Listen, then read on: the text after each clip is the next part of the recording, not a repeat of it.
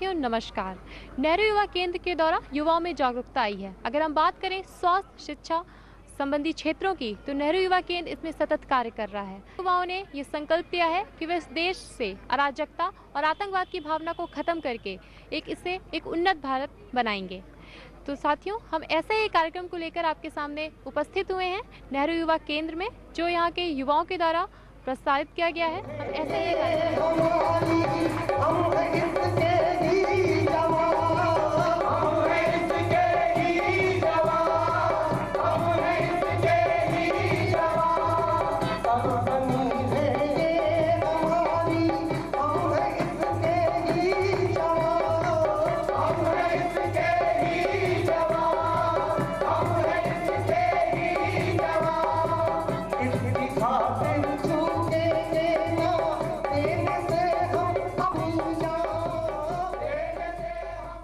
साथियों, हमें नेहरू युवा केंद्र कई वर्षों से शिक्षा स्वास्थ्य संबंधी क्षेत्रों में कार्य कर रहा है।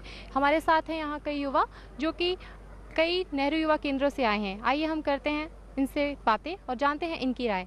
जी, आपका नाम? रॉबिन गुप्ता। रॉबिन जी, आप कहाँ से हैं? कटनी जिले से राष्ट्रीय सेवा करनी। जी, आप कटनी से हैं। रॉबिन जी, आप नेहरू युवा केंद्र से क्या समझती हैं? नेहरू युवा केंद्र एक युवाओं के लिए एक बहुत अच्छा मंच है जो उनको आगे लाने का कार्य करता है। और जैसे हमारे नेहरू युवा केंद्र में अनेक तरह के सामाजिक कार्य होते हैं, सोशल वर्क, जैसे हम लोग ने एड्स के ऊपर पिछले साल रेड रिबन एक्सप्रेस में बहुत सारे काम किए हैं। तो नेहरू युवा केंद्र कहना चाहिए कि हर तरह से एक व्यक्ति का विकास करता है।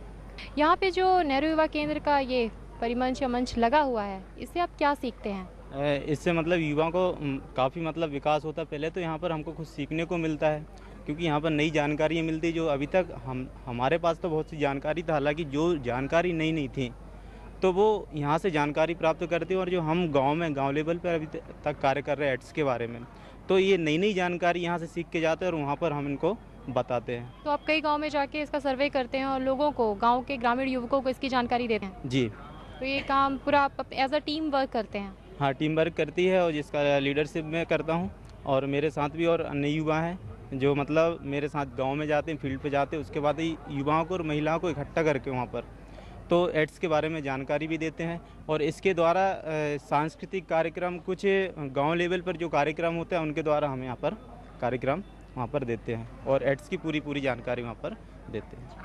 बिल्कुल, बहुत ईमानदारी के साथ नेहरू युवा केंद्र कम से कम महिलाओं के लिए काम कर रहा है, क्योंकि नेहरू युवा केंद्र में प्रतिभागियों की जो संख्या होती है वो 1:1, मतलब कि 50% मेल और 50% फीमेल्स होते हैं। हमारे यहाँ जो भी कार्यक्रम होते हैं उसमें महिलाओं की प्रतिभागिता पूरी तरह अपेक्षित होती है। और सबसे अच्छी बात यह है कि महिलाएं बढ़ चढ़कर हिस्सा लेती हैं और कई बार तो वो पुरुषों से भी आगे निकल जाती हैं।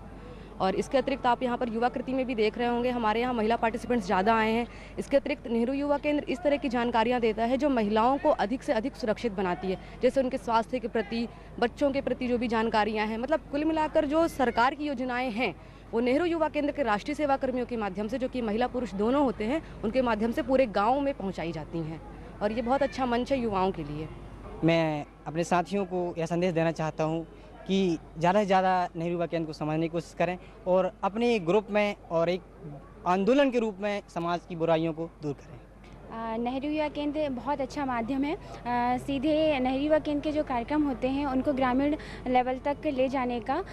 इसमें जो कड़ी होती है राष्ट्रीय सेवा कर्मी, ये बहुत ही ईमानदारी से काम करते हैं और सीधे ग्रामीण क्षेत्रों, अधिकांशतः ये ग्रामीण क्षेत्रों से होते हैं और सीधे ग्रामीण क्षेत्रों के लोगों को जागरूक करते हैं, जानकारी देते हैं और उनके लिए बहुत अच्छा मंच प्रदान करते हैं। अच्छा लगा और मैं यही कहूँगी कि मुझे बार बार यहाँ आने का मौका मिले और ऐसे ही मतलब और भी मुझे कार्यक्रम जानने का, समझने का और हर क्षेत्र में जानकारी जो है प्राप्त करने का मुझे मौका मिले।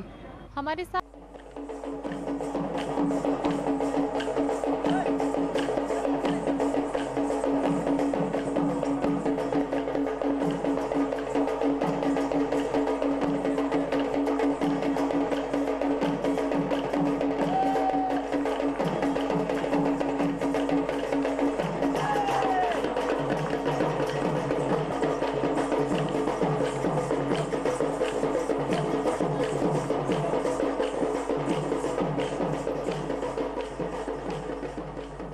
साथियों, ये हमारे नेहरू युवा केंद्र में भाग ले रहे कुछ युवा जो यहाँ के सांस्कृतिक कार्यक्रम में भाग ले रहे हैं। आइए हम इनसे बात करते हैं।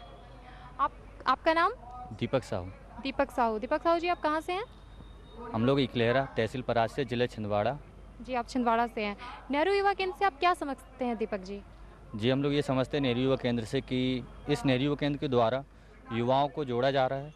युवाओं को जोड़ने के साथ जो हमारे देश में जो युवा है उन सभी को इकट्ठा किया जा रहा है और उन्हें सभी संदेश जो हमारे युवाओं द्वारा जो पहुंचाने चाहिए संदेश, वो सभी युवाओं को इकट्ठा कर उन्हें सभी संदेश दिए जा रहे हैं कि युवाओं की क्या कार्य है, क्या उन्हें करना है, क्या इन मध्य प्रदेश के लिए क्या करना है या फिर भारत के लिए क्या करना है, वे सभी जानकारी नेहरू युवा केंद्र के द्वारा सभी युवाओं एवं देशवासियों को सभी को दिया जा रहा है। आतंकवाद के विरोध में जो गीत है वह प्रस्तुत कर रहे हैं। तो यही संदेश आप यहाँ पे नेहरू युवा केंद्र में दे रहे हैं। किस तरह के आप और कार्यक्रम करते हैं? किस तरह से जाकर हर गांव में या देश में या शहर में आप इस नेहरू युवा केंद्र के इस मंच पे यहाँ तक पहुँचकर आप इसे कहाँ तक ले जाना चाह रहे हैं?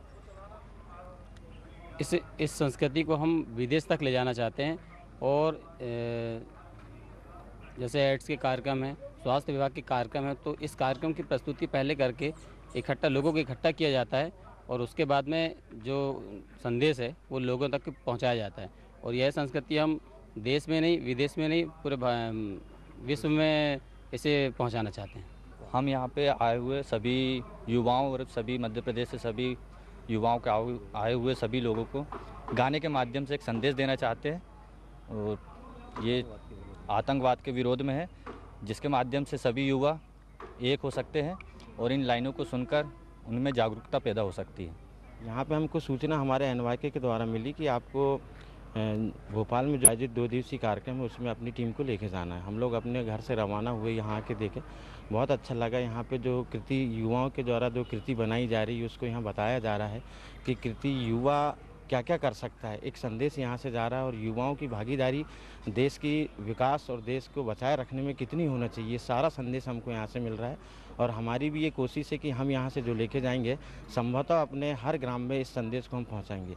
ये जो आप देख रहे हैं ये वेशभूषा हमारे यहाँ की पारंपरिक वेशभूषा है और वहाँ के आदिवासी जन जो सैला गेड़ी, हमारे नृत्य का नाम है आदिवासी सैला और गेड़ी नृत्य। गेड़ी अर्थात जो बरसात के दिनों में जब कीचड़ अधिक हो जाता है तो हमारे यहाँ का ग्रामीण जो आदिवासी रहता है एक स्थान से दूसरे स्थान जाने के लिए वो पहले गेड़ी का उपयोग करता था। तो मनोरंजन के साधन कम होते हैं, इसीलिए उसको वो अपने मनोरंजन के साधन के उपयोग में करने लगा। तो अपने जो उनके 30 त्यौहार उत्सव वगैरह होते थे, इसी नृत्य को उन्होंने अपने मनोरंजन का साधन बनाया और यही हमारी पारंपरिक संस्कृति होगी, जिसका हम ऐसा संकल्प है हमारे कि हम इस संस्कृति को अपने देश के राज्यों में तो पहुंचा ही चुके हैं, मगर हम कोशिश करेंगे कि जल्द से जल्द इस संस्कृति को हम अपने विदेश में भी पहुंचाएं। बिल्कुल, हम चाहेंगे कि आप अपनी संस्कृति को विदेश तक लेकर जाएं। और क्या अपेक्षाएं हैं आपकी नेहरू युवा केंद्र से? नेहरू युवा केंद्र एक ऐसा मंच है जहां ग्रामीण अपनी छोटी सी छोटी प्रतिभा को लेकर राज्य, जिला, राज्य, देश, विदेश तक पहुंचा सकता है। इसलिए अगर जहां तक भी मेरी बात और जो लोग सुन रहे हैं, मैं उनसे निवेदन करूंगा कि अपने ग्राम से नेहरू युवा केंद्र से अपने ग्राम को अवश्य जोड़ें। वहां से एक ऐसा संदेश मिलता है जिसमें युवा अपना विकास तो करता है, अपने विकास के साथ साथ अपने गाँव का, जिले का, राज्य का, देश का विकास करने में अपना पूरा योगदान प्रदान करता है। जी, बहुत बहुत शुक्रिया आपका।